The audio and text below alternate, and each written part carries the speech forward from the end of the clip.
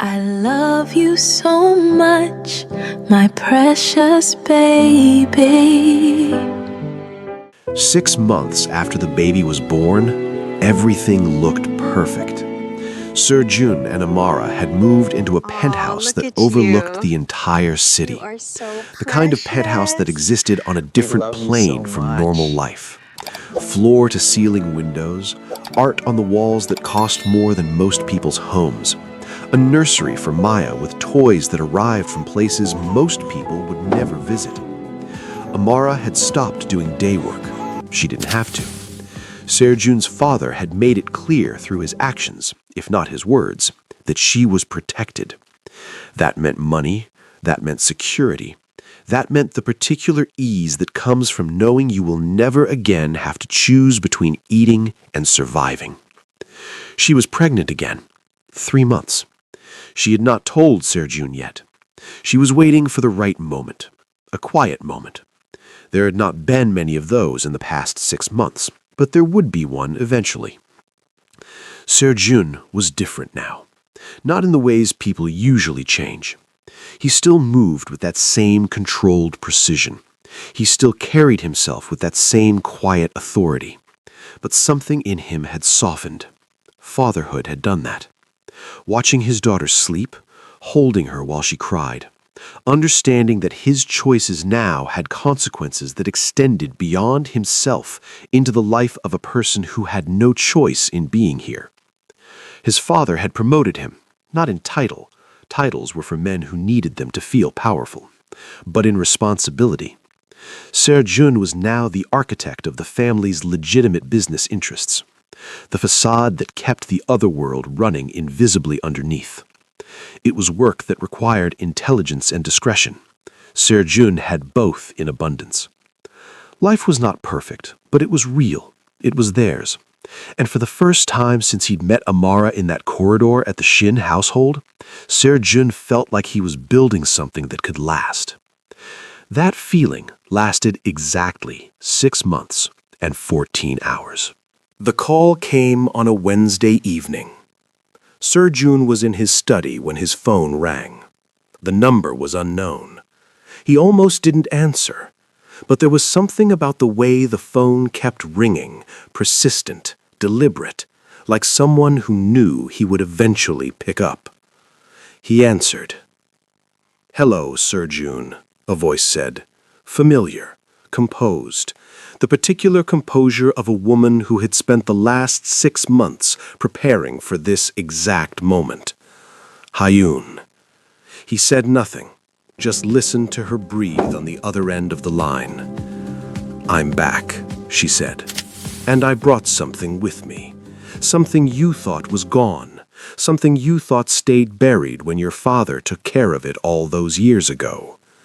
"I don't know what you're talking about," Serjun said. "Yes, you do," Hayun said. Her voice was almost gentle. "The girl in Busan, 7 years ago. The one your father's people handled so quietly that no one even knew she existed. The one whose family was paid to disappear. The one whose testimony could send you to prison for the next 15 years. The room went very still. Serjun's hand on the phone did not shake, his breathing did not change, but something in him fractured in a way that was not visible to anyone but him. "I have everything," Hayun continued. "Her testimony, medical records, witnesses. I've spent the last 6 months rebuilding what your father's money tried to erase. And I am a lawyer, Serjun, a very good one. So I know exactly what will hold up in court and what won't. I know exactly how to present this so that no judge in this country will have a choice but to convict you." "What do you want?" Serjun said. "We should talk," Hayun said. "In person, tomorrow. Neutral ground. Bring your lawyer. Bring whoever you want, but come prepared to understand that the world has shifted, that the past does not stay buried, that I have been waiting for this moment since the day you left me at that altar." She hung up. Serjun stood in his study for a long moment. The city was still visible through the windows. The same city, the same lights. But everything had changed in the time it took for a phone call. He called his father. "She's back," he said simply, "and she knows about Busan." There was a long silence on the other end. "We will handle it," his father said finally. "This is what I do. This is what I have always done. We will handle it." But even in his voice, Se-jun could hear it, the particular tone of a man who understands that this time handling it might not be possible. The first lawyer meeting happened on Thursday morning. Se-jun brought Park Min-jun, a man who had defended organized crime figures for 20 years. He was expensive. He was connected. He was, by every measure, the best lawyer money could buy in this city. Ha-eun was waiting in the conference room. She was dressed in a charcoal suit. Her hair was pulled back. She looked exactly like what she was, a woman who had trained herself to be dangerous and had finally found the moment to prove it. "Thank you for coming," she said pleasantly. "I know this is difficult." "Show me what you have," Min-jun said. No preamble, no performance, just the efficient voice of a man who had done this 100 times before. Ha-eun opened a folder, photographs, medical reports, a written statement from a young woman named Ji-woo Park, everything documented with the precision of someone who spent years in law school learning how to build an irrefutable case. Min-jun read through it slowly. His face did not change, but Se-jun watched his hands. They were very still, too still, the still of a man who reading something that he had not anticipated and cannot immediately solve. "This is circumstantial," Min-jun said finally. "No, it isn't," Ha-eun said. Ji-woo was 17. She reported the assault to police. The report disappeared. She was paid 200 million won to leave the country. She has returned and is willing to testify. And I have the bank records of the payment. I have the communication between your father's people and the police officer who made the report disappear. I have witnesses. Witnesses can be discredited, Min-jun said. Not these ones, Ha-eun said. She slid another document across the table. This one is a federal prosecutor. This one is a journalist. This one is the young woman's mother. They will not be discredited. They will destroy you. Min-jun read each page slowly. His eyes moved across the documents with the precision of someone trained to see what others miss. Medical reports from a hospital in Busan, dated 8 years ago. A 17-year-old girl admitted for trauma.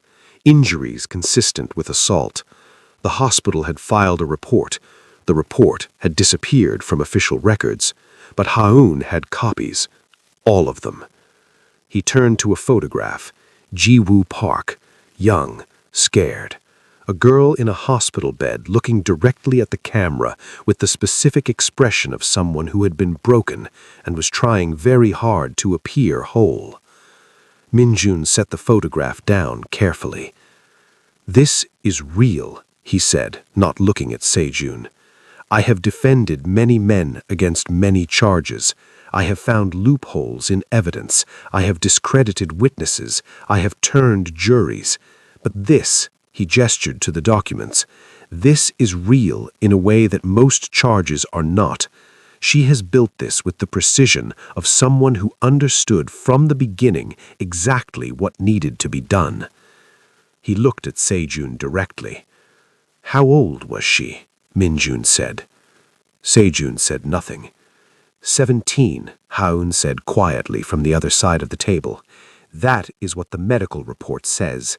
That is what Ji-woo will tell a courtroom. That is what the prosecutor will present to a judge. And that, Mr. Min-jun, is something no amount of legal maneuvering can undo." Min-jun closed the folder. "We need to speak privately," he said. They left the conference room. In the hallway, Minjun leaned against the wall for a moment. Just one moment. The moment of a man whose certainty has fractured.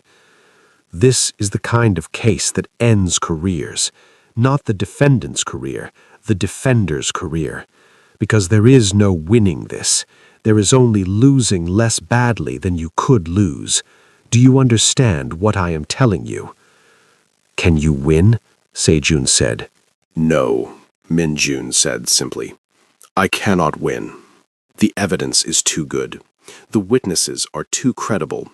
The motive is too clear. She has done something I have rarely encountered in 20 years. She has built a case that is not just legally sound, it is morally irrefutable. A 17-year-old girl was assaulted. That girl's family was paid to disappear. That girl's testimony will be presented to a jury of ordinary people who will look at her and see their own daughters. And there is nothing I can do to change the outcome. He looked at Sejun. Your father protected you from consequences, but consequences are not things that disappear. They accumulate, they wait, and eventually they come due. This is what that looks like. They went back into the conference room. Ha-Yoon was still sitting exactly where she had been. She had not moved. She had not checked her phone. She had simply sat there with the particular patience of someone who had already won and was simply waiting for everyone else to catch up to that fact. I want to propose something. I do not want to destroy you, Sejun. Not entirely. I want to hurt you the way I hurt you. I want you to understand what it feels like to have everything you built crumble because of a choice made by someone you trusted. So here is what I am offering. She opened another document. The terms were precise. You step down from all family business operations. Complete withdrawal. You sign documents transferring your authority to someone of your father's choosing. You give me half of your personal assets, everything you have accumulated independent of the family business. You sign a legal document saying you will never contact me again. You will not speak to me. You will not attempt to reach me. You will not send anyone to reach me. And in exchange, I will make this disappear. The charges will not be filed. The case will be closed. Ji-woo will receive a final payment, larger this time, and she will leave the country again. Everything will return to normal. She paused. Your family's business will continue. Your father will remain in power. You will simply be removed from the succession. You will become someone who walked away, not someone who was destroyed. And if I refuse, Sejun said. That I go to the police tomorrow morning, Ha-Yoon said. Her voice was steady, not angry, not vengeful, simply factual. I file the charges. I present this evidence. I present Ji-woo to a prosecutor who will move immediately, and I watch you be convicted. I watch you serve your 15 years. I watch Amara raise your daughter as a single mother. I watch your new child grow up knowing their father chose pride over his family. I watch your family's empire collapse because a man like you cannot lead it from a prison cell. I watch everything you built with your father's money and your family's power crumble because you could not accept that the past does not stay buried. She closed the folder. You have 48 hours, she said. After that, my offer is withdrawn, and I promise you, Sejun, when that moment comes, there is nothing your father can do to stop me. I have insulated this from every channel of influence he has. I have gone directly to the sources. I have made sure that money cannot touch it and power cannot move it. This is not about your father anymore. This is about you, and what you are willing to lose to keep what you have. She stood. I will await your decision, she said, and she walked out of the conference room with the particular composure of a woman who had spent 6 months preparing for exactly this moment and was now simply watching it unfold exactly as she had planned. Minjun looked at Sejun with the expression of a man looking at someone who is about to disappear. "We need to talk to your father immediately," he said.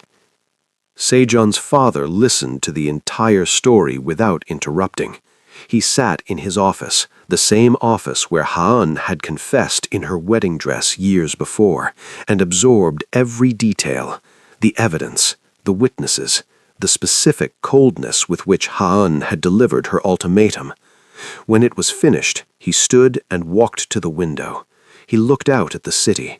From here, on the 43rd floor, the city looked small, manageable, like something that could be controlled with the right moves and the right people and the right application of power. He stood there for a very long time. "The Busan situation was handled 8 years ago," he said finally. "Not 7, 8. I remember this because it was the week your mother died." He said this the way a man says something that has haunted him every single day since that day. "I was consumed with grief, consumed with rage, consumed with the need to control something, anything, because I could not control the fact that my wife was dying and there was nothing I could do to stop it. So I controlled that. I made it disappear because I had built my life on making things disappear, and I did it without asking you whether you wanted me to. I did it because I was your father, and I believed that was what fathers do." He turned from the window. "But I have learned something in all the years since that day. I have learned that when you make something disappear, it does not actually go away. It simply waits. It gathers weight. It accumulates consequences, and eventually, inevitably, it comes back." He sat down heavily. "I have made 37 calls," he said. 37. To people who owe me favors, to people whose children I have protected, to people whose businesses I have saved from ruin, to judges, to prosecutors, to police commissioners. Every single call came back with the same answer. They cannot help. Ha-eun has isolated me. She has gone directly to the sources of evidence and made sure they are protected by methods I cannot touch. She has done something I have spent 30 years learning to do, and she has done it better than I have."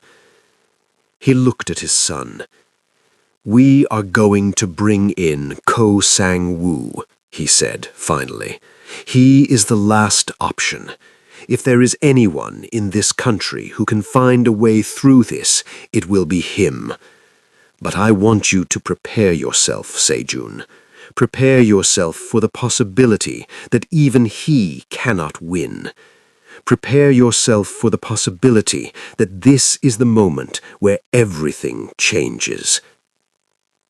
The second lawyer was named Ko Sang-woo. He was older than Min-jun, 72. He had defended presidents. He had made cases disappear that seemed impossible to disappear.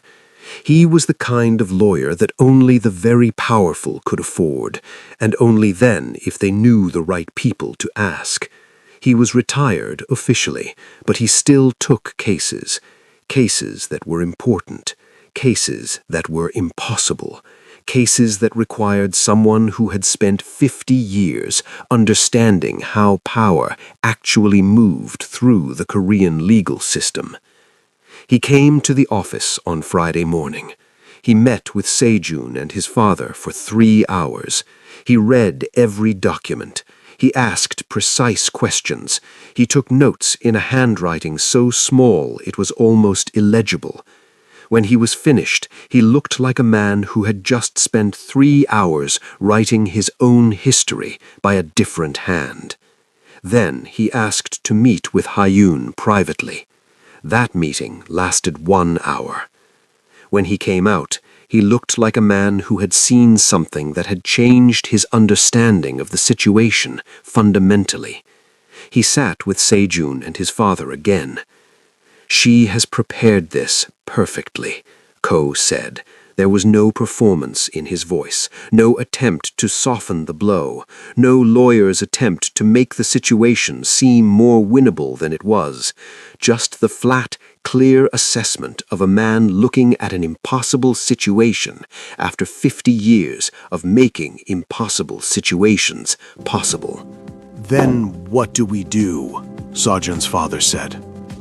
"We capitulate," Ko said simply. "We accept her offer, we pay her the money, we sign the documents, we step down. We understand that this moment marks the end of something and the beginning of something else, because the alternative is prison. And I have spent 50 years in law, and I can tell you with absolute certainty that there is no legal strategy that saves you from what Hayun has built. This is not a case. This is inevitability." Sajjan's father looked at his son. "I failed you," he said quietly. 8 years ago, I made a choice to protect you from consequences, and that choice has led us here, to this moment, where everything you have built is about to be taken because I was not careful enough with the way I took care of you. I am sorry, Sajjan. I am deeply sorry."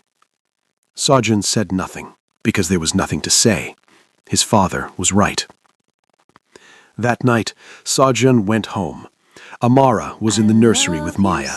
She was singing quietly, a song in a language Sajjan did not understand, the language of her childhood, the language her mother had sung to her. He stood in the doorway and watched them. This was what he was about to lose.